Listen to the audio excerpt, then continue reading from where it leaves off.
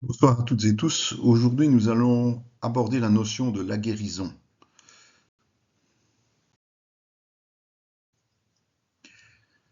Pour qu'il y ait guérison, il faut d'abord une maladie. Celle-ci est entrée dans l'humanité au moment de la chute. Selon les textes bibliques, elle concerne tant le physique que le psychique et le spirituel, et les causes sont variées, tout comme les méthodes de guérison. Jésus porte plus d'importance à la guérison de l'âme, c'est-à-dire spirituelle, qu'à celle du corps. Cela ne l'a toutefois pas empêché de guérir de nombreuses personnes handicapées par la maladie physique tout au long de son ministère.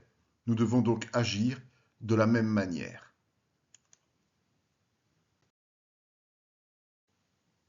Quelles sont les causes de la maladie? Tout d'abord le péché.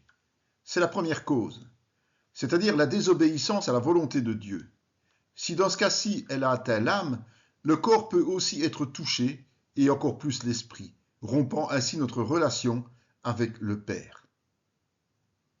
On découle la possession démoniaque. Quand Satan a accès à nos vies à cause du péché, des démons peuvent entrer. Puis il y a la gloire de Dieu. Même si cela peut choquer, parfois la maladie n'a d'autre raison d'être que de glorifier Dieu par une guérison miraculeuse, comme l'a expliqué Jésus à ses apôtres.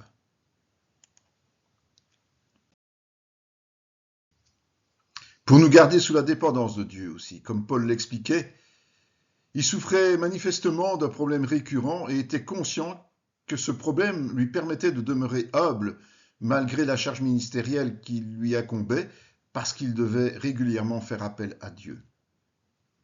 Et puis, il y a aussi la maladie qui éprouve notre foi. C'est le plus bel exemple, c'est Job dans la parole de Dieu. De croyant fidèle, il est devenu intime de Dieu par la victoire sur la maladie.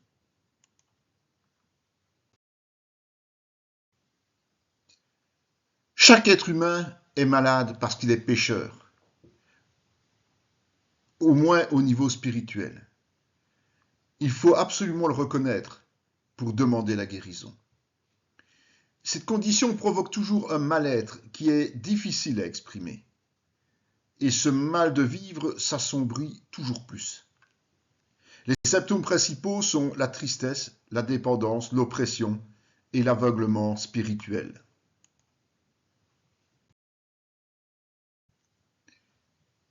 La solution, elle vient de Dieu, au travers du ministère de Jésus-Christ. Par son sacrifice à la croix, Jésus a endossé le prix de tous nos péchés et nous a ainsi réconciliés avec le Père, ouvrant la porte de la guérison. C'est donc Dieu qui guérit en commençant par pardonner nos péchés.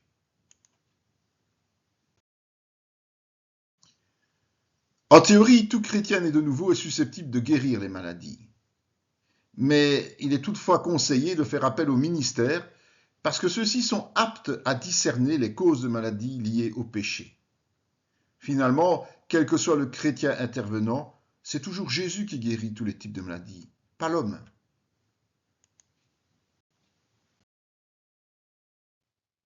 Comment obtenir la guérison? Le premier réflexe est de supplier Dieu avec foi. Ensuite, il faut se laisser imposer les mains, mais attention, pas par n'importe qui, car il ne faut pas communier au péché des autres. Enfin, l'onction d'huile posée par les anciens. Mais il ne faut pas négliger les traitements médicamenteux. Il existe des situations de maladie pour lesquelles ces processus ne suffisent pas. Lorsque le péché est à l'origine de la maladie, nous ferons repentance devant nos frères et surtout Dieu, afin de prier ensemble. Nous parlons évidemment des frères qui marchent dans la vérité. Notre foi est engagée dans ce processus de pardon, mais aussi de guérison. Parfois, il est nécessaire de chasser les démons avec la prière. Évidemment, prévenir vaut mieux que guérir. Il est donc intéressant de comprendre comment éviter un certain nombre de maladies, celles liées au péché et aux démons, plutôt que d'intervenir a posteriori.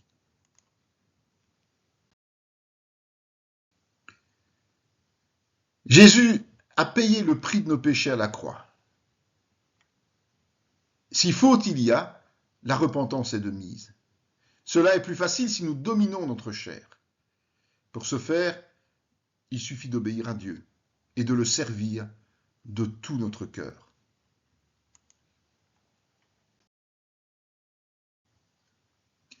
Notre santé physique et psychique est fortement influencée par notre état spirituel. Le chrétien veillera donc à vivre dans la liberté retrouvée de Christ. Une âme prospère est une âme qui marche dans l'obéissance.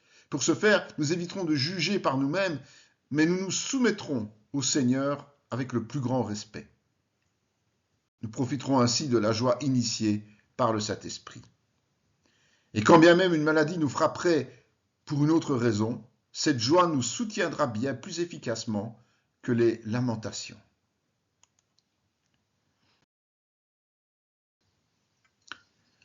En conclusion, la guérison de l'âme est proposée à chaque individu par la foi en Jésus.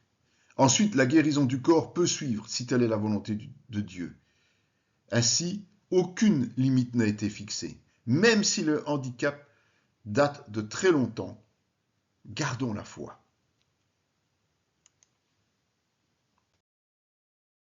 C'est encore une étude proposée par le groupe du Centre chrétien Emmanuel de Spa. Nous vous souhaitons d'en profiter, d'en bénéficier pleinement dans le saint nom de Jésus-Christ. Soyez bénis.